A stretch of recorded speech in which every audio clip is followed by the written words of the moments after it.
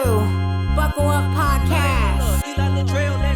My mic is right. Right. My mic is tight. Tight. My mic is hype. Hype. My mic is psych. Buckle up. Podcast. Buckle up. Podcast. Buckle up. Podcast. Buckle up. My mic is hype. My mic is psych. Psych. My mic is right. Right. My mic is hype. Buckle up. Podcast. Buckle up. Podcast. Buckle up. Podcast. Buckle up. Listen up close, we here to spread the news. Buckle Up Podcast is the voice of the views. So let's talk about topics and points of views. Buckle Up Podcast is made for Hey you. y'all, hey, it's your girl Shablee McGinnis, and welcome to the Buckle Up Podcast. I hope you guys are doing well. For me, I am blessed. I just take one day at a time in this game called life. Today I want to talk about a few things that I think that will resonate with some of my listeners for this podcast. So let's just hop right on into it. So the first thing that I want to talk about is raising children. So these kids nowadays are so different. They have a different upbringing. And a lot of the generations are not trying to repeat old generations' upbringing because they want to do something different with their children. So they are implementing, their own way of raising their children. So, for example, if, your parents spanked you when you were younger and now you have your own children and you're like, no, I'm going to do away with the spanking. I'm going to have more of a conversation and take other avenues to get my point across for a lesson to be learned. Which is fine, because, we want to break curses. We want to break tradition and try new things, which is great. So, some people are going to agree and some people are going to disagree, because some people is like, well, the way my parents raised me, I turned out to be good. And if they didn't raise me like this, or they didn't have this kind of structure in my life, then I probably would have turned out a different way. But nowadays, these kids and grown children, they have a mind of their own. So you can raise your children the way that you see fit. But when they become mature enough and they have to find their own way and make their own mistakes, some are going to be proud moments that you're going to be prideful, and then there's going to be some moments where you're not going to be happy with some of the choices that your children make. But you can't beat yourself up when your grown adult children or your teenage adult children that's heading to the mark where they're going to be young adults, when they don't make the right decisions. As long as you know that you gave them the tools to navigate in this place that we live in on this earth that's called life, as long as you gave them the tools and you've done all that you can do and they have values and morals, that's all you can do, because these children are going to make their own paths in life. And I've always said for myself, as far as my children, you have a choice. You can either have good choices or bad choices. So if you make good choices, your life is going to be good. If you made bad choices, then you have to suffer the consequence of your bad choices. And you have to learn from them. You cannot make a bad choice and then repeat that choice over and over again as you get older, because you're not learning a lesson out of it. And now you establish relationships that, by your choices, hurt those relationships because you made a bad choice, you know. And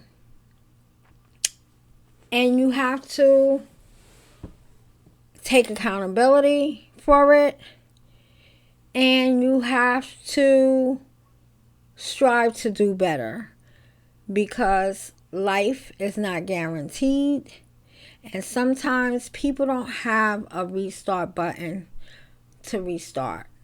So every day that you are facing challenges, you have to really be real with yourself and ask yourself, whatever you're going through, is this conducive to my well-being?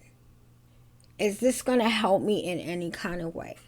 Is this decision going to affect me in a bad way and affect other people around me in a bad way? And if you come into some challenges, sometimes you just have to take the spiritual approach, and you have to trust in God to lead you down the right path. Sometimes God will lead you down a bad choice so that you can learn from that experience and have a reset moment. So, parents who are raising children or who have adult children, and your adult children are going through some challenges, just know that you did the best that you could do in raising them and giving them a foundation to be good human beings and make the right decisions, you know, and don't fault yourself for your children's wrongdoing in their decision making. Whether they're young adults or older children that still need a little bit of, not guidance, that's not the word that I want to use, but they need more of your attention in certain areas as young adults that you need to kind of highlight and remind them of some of the moral complex that you have given them. So I'm just going to leave that topic there, because I felt like, you know, that needs to be a message to anyone who have children and they're raising them, or have young adults that they're not raising, but, you know, they're trying to navigate in this thing we call life. The second thing I want to get into, the second topic that I want to talk about, is how many of my listeners lend their good friends or family members money? And if so, how do you feel when you don't get your payment back? Do you lend that friend money again? Or do you take it as a loss? What do you do? What do you guys do? I'm interested to know what you guys do in this topic. So I'm going to talk about this topic where I loaned a friend that is no longer a friend of mine. This person was a friend of mine for about 20 something years. and we're not friends because of money. And I hate to have money be an issue to end the friendship, but it's not more or less the money principle for me. It is the principle behind honesty. You know, I lent this person money at a time where this person really needed their money because their livelihood was on the line on how they pay their bills, and they needed this money to make money so they are not evicted and backed up in their bills. And being that I knew this person for a long time, you know, I had no issue with loaning this person the money. So I haven't heard from this person in 7 months, where that is not really a norm prior to that, because we never spoke every day, but we spoke periodically. But since I've lent this person the money, the calls had just stopped. Okay. And I wanted to call and just to remind them, hey, you know, this was a loan. When do you plan on paying me back? But after a few months went by, I kind of figured like this person is probably not going to pay me back, because this person has not spoken to me after they received the payment. So I kind of took it as a loss. But sometimes as people, you know, we don't want to see the signs, the red flags on things, and we want to have confirmation. So here we are in the 7th month. I call this friend up. I don't even ask about the money. We're just having a casual conversation, trying to catch up. And this individual brings the topic of money up. And once this person brought money up, then I said, oh, you know, since we're on the topic, you know, I wanted to know if you are able to pay me the money that I've loaned you. So this person wanted to bring up money that I supposedly, allegedly borrowed from them 30 years ago. So that person's excuse to not pay is because they loaned me money 30 years ago that I don't even recall, and they never received it. And I had a laughable moment and this confirmation that this person would bring up something 30 years ago that I'm not going to remember, just so that this person wouldn't pay me. So to make a long story short, I ended my relationship with this person on principle, because I am a simple person and I am a kind person. And I think for my listeners who know me and have been listening to my podcast, I feel like you have that connection that I am down to earth. And my motto was, if you could not pay me back, all you had to do was be honest and said, I cannot pay you back. And we would have figured something out moving forward. But to say that I owe you something from 30 years ago, and that is your excuse not to pay me for my money, just let me know what kind of friend I was dealing with for all these years. How many of you have had a similar situation as mine?